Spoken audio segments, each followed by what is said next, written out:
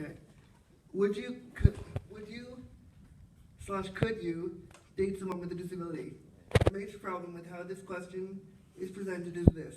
Automatically, the question suggests that there is some sort of risk in dating a disabled person. Isn't there a risk in dating anyone? The phrasing of the question accesses one's fears around disability above all else. Well, it is okay to be apprehensive. Being around so much awesome is overwhelming all at once. The question should in fact be, you should date somebody with a disability. Well, of course you should. We are no better or worse than other options. True fact though, I'm better. That said, I want to review some reasons that make a date with a cripple really amazeballs. 1, looking for something different. I'm pretty sure that every T Swiftie song ever is based on her desire to find something new, exciting, and different. If you scroll on through any dating internet website, what do you see?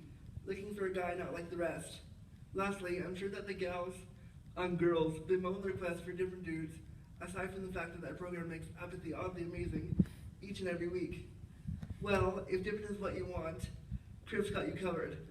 What could be more different than your date rolling in the bar through the back door in their tricked out 300-pound chariot? Don't lie.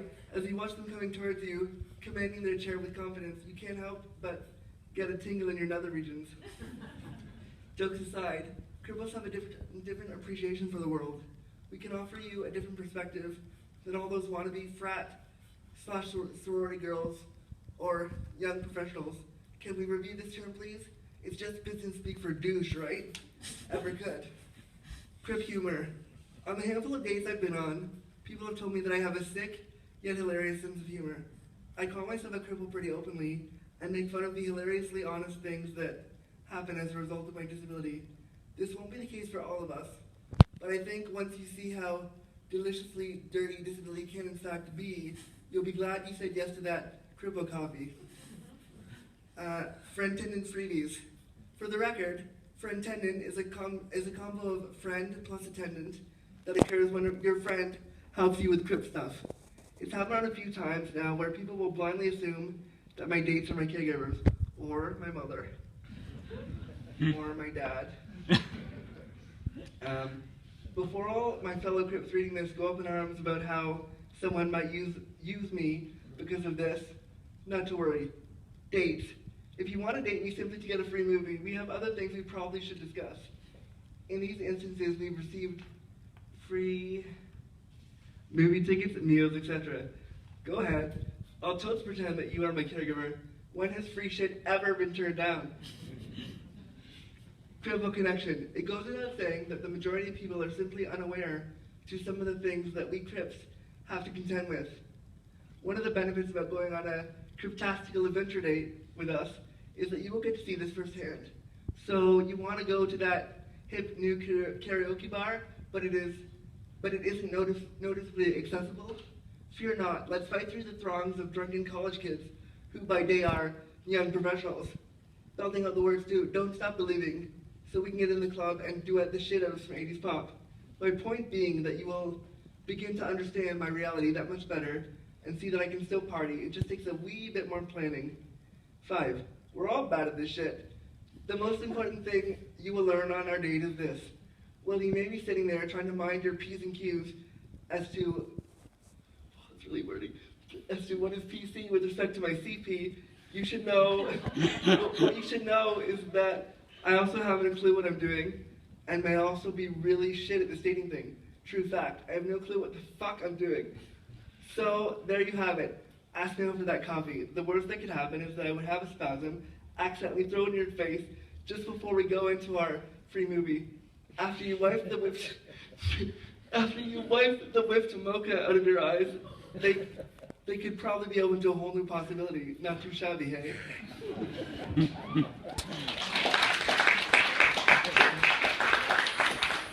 That was actually starting. There's some more there, but I'm gonna just talk briefly about myself a little bit. I got a few more minutes, eh? Oh, yeah. Okay. I'm a disability awareness consultant, so I do this kind of work. And the blog that I read from there was featured in HuffPost, so I do a lot of work around disability and awareness around sexuality in the queer community because we don't have representation right now. There's not a lot of stuff for us out there. We're not seen in the media. We're not seen in the literature. There's hardly anything out there. So Kaylee's work and my work and all the little factions of us that are doing it is really great, but we need to have more stuff like this. So what I like to do in my work is to bring the reality of disability to the forefront. We often talk about disability in very academic, professional, sanitized terms, and I want to kind of turn that on its head and talk about how it really is, because I live it every day. And so I think it's important that we have literature like this that's just honest, that doesn't have an agenda, that has no real, that's not trying to fix the person, that's not trying to say this is how you should be, just to say this is how I am, and I'm here too, and let me tell you my story. So I don't have any other stuff to read to you, but I want to maybe open the floor for some questions. Do I have time for that? All right. Just about disability and what you guys think. And I know you're mostly Kaylee's family, so that's amazing, but I thought I would just throw it out to anyone that wants to ask me a question about myself or disability or being queer or not. Or we'll just... I have a question. All right. When you write for the because you write for the HuffPost, yeah. right? Do you find you get good feedback? Are people talking to you in a way that feels like you're being heard? Do you think that you're making affecting change? I think I actually just wrote a recent blog, which I didn't bring today, but I wrote a blog about why, what did I write it on? I wrote it on why, I totally forget what I wrote it on, but I wrote a recent blog, and I had somebody say, wow, I've never heard my story told before. It's really touched me. Oh yeah, I wrote it on why having a disability is the sexiest thing about me. And so I had people coming, right, sending emails from all over the world saying, wow, I've never read this before. I can't believe somebody would say this stuff. I have a disability too, and I just came out as queer, or I just discovered my sexuality, and it's really cool. And so what I think is really important for me with the blog is that I know that some kid in some little part of the world that may realize that they want to have a sex life, or maybe is stuck in a chair and doesn't know how to access their community, is seeing someone else doing it who's been through it before, and can say, okay, there's somebody else like me out there. There's someone else who's done it before. So I think it's really powerful when you have words like that. I mean, even when I read Kaylee's work, I was like, wow, good, somebody's saying what I've thought the whole time. It's amazing, and we're able to laugh at this stuff. So I think it's really critical, because we don't have a lot of narratives that just are, that aren't medicalized, that aren't sanitized, that aren't to some end. They just are, and that's why I think this literature is so important. Did that answer your question? I'm kind of curious about this program that someone told me you're in